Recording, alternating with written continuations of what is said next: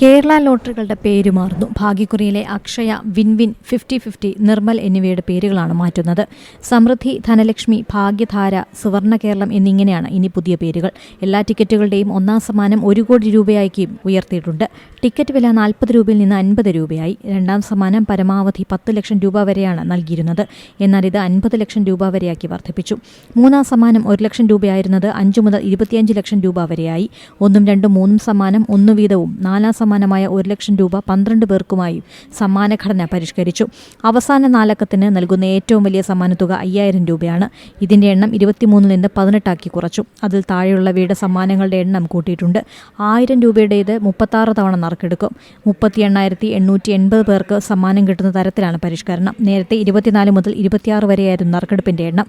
പരിഷ്കാരം ഈ മാസം അവസാനത്തോടെ നടപ്പാകും. ഏറ്റവും പുതിയ വാർത്തകളും വിശേഷങ്ങളും വിരൽ തുമ്പിലറിയാൻ സീ മലയാളം ന്യൂസ് എല്ലാ ഡിജിറ്റൽ പ്ലാറ്റ്ഫോമുകളിലും ലഭ്യം.